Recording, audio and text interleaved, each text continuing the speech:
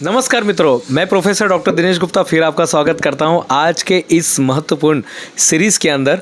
तू खुद की खोज में निकल, तू किस लिए हताश है, तू चल तेरे वजूद की समय को भी तलाश है। हम सब का समय हमारी राह देख रहा है। कई बार होता है मित्रों, हम भटक जाते हैं। कई बार होता है हम गलत रास्ते पे चले जाते हैं। कई बार होता है हमको कुछ समझ में नहीं आता है, हम बहुत सारी चीज़ों में फंस जाते हैं। लेकिन आज का जो वीडियो है ये आपको भटकाव से बाहर निकालेगा। मैं नहीं जानता आप अभी क्या सोच रहे हैं, मैं नहीं जानता आपकी मानसिक दक्षता कैसी, मैं नहीं जानता मानसिक स्थिति कैसी है, लेकिन इतना है कि ये वीडियो देखने के बाद नए साल का प्रण कैसा होना चाहिए, नए साल की तैयारी कैसे होनी चाहिए, नए साल की तैयारी आर्थिक रूप से आप कैसे करेंगे, नए साल की तैयारी आप मानसिक रूप से कैसे करेंगे, नए साल की तैयारी आप आध्यात्मिक रूप से कैसे करेंगे, नए साल की तैयारी आप सामाजिक रूप से कैसे करेंगे, और नए साल की तैयारी आप अपने आपको क्या बदलाव करना चाहते हैं। तो ये 5 चीज़ें पर हम काम करने वाले मित्रों। और जिस तरह से स्टार्टिंग में ही, शुरुआत में ही कहा गया है कि तू खुद की खोज में निकल, तू किस लिए हताश है, तू चल तेरे वजूद की समय को भी तलाश है। हम सबका समय हमारी राह देख रहा है। बहुत सारे बदलाव हम कर चुके हैं और बहुत सारे बदलाव की ज़रूरत होगी। बदलाव ही परिवर्तन ही संसार का नियम है। एक ही नियम अटूट है, वो है बदलाव का नियम। बदलाव हमेशा होने वाला है। आप अपने आप को देखिए, आप बचपन में आप कैसे दिखते थे और आज आप कैसे दिखते हैं, और आने वाले 5 साल के बाद आप कैसे दिखेंगे।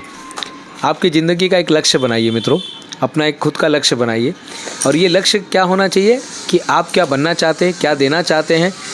तो 2025 आने की तैयारी है मित्रों, या 1 साल जाके नए साल आने की तैयारी है।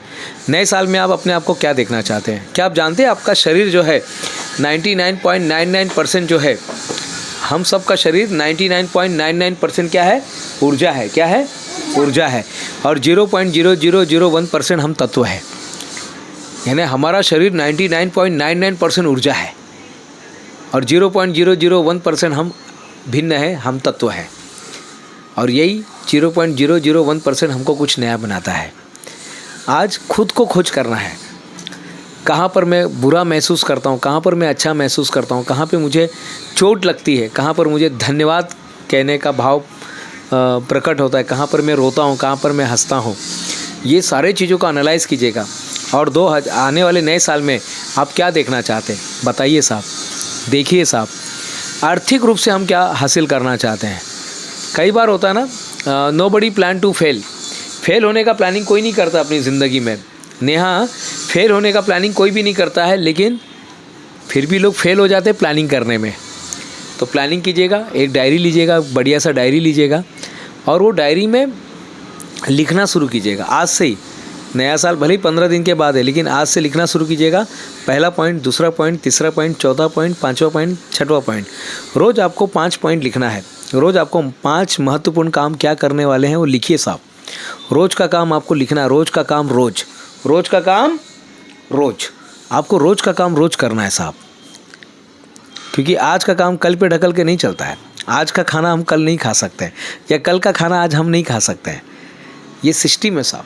जब आप सिस्टम को ब्रेक करेंगे तो दुख नाम का एक खतरनाक यात्री आपके ट्रेन में आ जाएगा।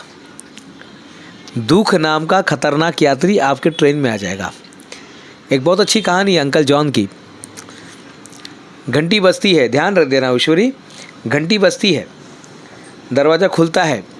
एक लेडीज़ जो रहती है बोले यस कौन चाहिए, तो सामने से आवाज़ आता है, बोले मैं अंकल जॉन। क्या बोलता है, मैं अंकल जॉन। उस लेडीज़ को क्या लगता है कि शायद हस्बैंड के कोई अंकल है। नेहा, वो लेडीज़ को लगता है शायद कोई अंकल जॉन जो है ये हमारे हस्बैंड के कोई अंकल होंगे। वो फ़ोन लगाते हैं अपने हस्बैंड को ऑफिस में और बोलते हैं कि अंकल जॉन आए।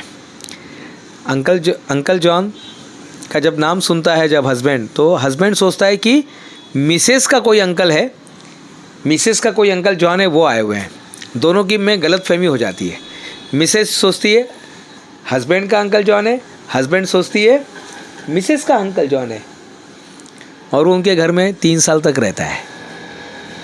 एक दिन वो हस्बैंड बोलते अगर ये तुम्हारे अंकल नहीं होते ना तो मैं बताता। मिसेस बोली मेरे अंकल, अरे भाई ये मेरे अंकल नहीं है। अरे तुमने ही तो बोला था अंकल जॉन आए। अरे मेरे अंकल नहीं, उनका नाम अंकल जॉन था।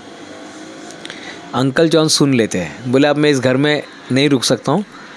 वो भागने की तैयारी, बोला मेरा भांडा फूटने वाला है, अब मेरा भांडा फूटने वाला है, और वो वहाँ से चल देते हैं।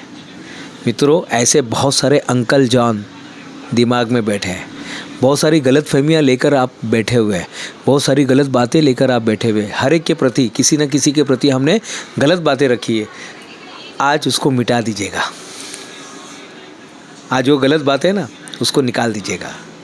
कुछ इस तरह से मैंने अपनी ज़िंदगी को आसान बना लिया, कुछ इस तरह से मैंने अपनी ज़िंदगी को आसान बना लिया। कुछ से माफ़ी मांगी और कुछ को माफ़ कर दिया। मित्रों, नए साल में जाने के पहले ना माइंड को पूरा क्लीन करके जाओ, माइंड सेट क्लीन करके जाओ। दिवाली आने पर घर साफ़ करते ना, नए साल आने पर दिमाग को साफ़ करो। पुराना कुछ अनुभव लेकर नहीं जाना है, पुराना कोई चीज़ लेकर नहीं जाना है। मैं जानता हूँ हमारे एक रिलेटिव को, वो घर बदली कर रहे थे। क्या कर रहे थे बेटा? घर बदली कर रहे थे। उन्होंने सारे के सारे पुराने चीज़ उसी घर में रख दिए। बोले हम नए घर में जाएंगे ना तो नए सामानों के साथ, नए घर में जाएंगे तो नए सामानों के साथ, पुराने चीज़ों की ज़रूरत नहीं है। और मित्रों, आज यही बात, महत्वपूर्ण बात मैं आपसे कर रहा हूँ। नए साल में जाते समय कोई पुराना विचार नहीं, कोई पुराना घाव नहीं, कोई पुरानी बात नहीं, कोई पुराना दर्द नहीं, कोई पुराना दुख नहीं, कोई पुराना अनुभव नहीं, कोई पुरानी कुछ भी बात नहीं चाहिए। बस नए मानसिकता के साथ प्रवेश कीजिएगा। आज ही से तैयारी शुरू कीजिएगा। दिवाली आने के 15 दिन पहले हम तैयारी शुरू करते हैं। हम चकली बनाते हैं, करंजी बनाते हैं, हम मेहमान जो आने वाले हैं उनके लिए लड्डू बनाते हैं। नया साल आने वाला है, अपने आप के लिए कुछ बनाइए, अपने आप के लिए कुछ बनाइए। नई किताबें पढ़िएगा। अपने आप को कुछ गिफ्ट देना है तो नई किताबें पढ़िएगा। नई किताबें पढ़कर नई किताबें पढ़िएगा। आपको आपको नई किताबें लेनी है। तो इस तरह से अगर आप करते हैं अपनी ज़िंदगी में, तो मुझे पूरा विश्वास है मित्रों, आप आगे बढ़ सकते हैं।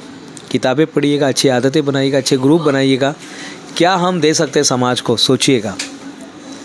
इस तरह से अगर हम करते हैं तो आगे जा सकते हैं। कहानी सुनाऊंगा, फिर अपनी बात को विराम दूंगा।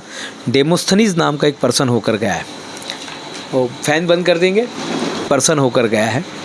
और कौन था, क्या नाम था? डेमोस्थनीज। उसको बोलना नहीं आता था, वो हकलाता था। बहुत पुरानी बात है ये ग्रीस की बात है। क्या नाम था? विजय, उसका नाम था डेमोस्थनीज। डेमोस्थनीज नाम का एक पर्सन था। वो बोलना सीखना चाहता था, उसको बोलना नहीं आता था।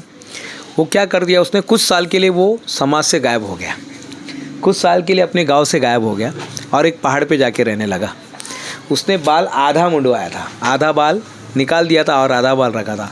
आधी मूछें निकाल दी थी, आधी मूछें रखा था, ताकि फिर से वो गाँव में न जाए। वो भागते भागते क्या करता था, भागते भागते बोलने का प्रैक्टिस किया। उसको बोलना नहीं आता था, वो होता था तो ऐसा कुछ तो भी बोलता था, लेकिन उसने अपने आप को डेवलप करने का सोचा। वो पहाड़ पर जाता है, भागते भागते प्रैक्टिस करता है बोलने का। टायर लेके जाता है, बहुत ऐसे पत्थर लेके जाता है, पत्थर लेके बात करता है। उस समय टायर तो नहीं था, लेकिन पत्थर लेके वो चलता है, पत्थर लेके चलते चलते बात करता है। मित्रों, कहने का मतलब ये, उसने अपने आप को डेमोस्थनीज ने डेवलप किया और बाद में यही डेमोस्थनीज एक बहुत बड़ा विद्वान बनता है। अपने गाँव का सबसे बड़ा विद्वान कहलाता है, क्योंकि उसने अपने आप को डेवलप किया। आपके अंदर कुछ कमी है ना, जिसको हम लोग स्वॉट एनालिसिस बोलते हैं। आपका स्ट्रेंथ फाइंड आउट कीजिएगा, कमी क्या है वो देखिएगा, देखो और सुधार करो। अगर आज आपने अपनी शक्ति को पहचाना, अपनी कमजोरी को पहचाना, तो आज आपने बहुत बड़ा काम कर दिया। तो अपने कमजोरी और शक्ति को पहचानिए और आगे बढ़िए। मित्रों, मैं प्रोफेसर डॉक्टर दिनेश गुप्ता फिर मिलूँगा नए वीडियो में। तब तक के लिए धन्यवाद।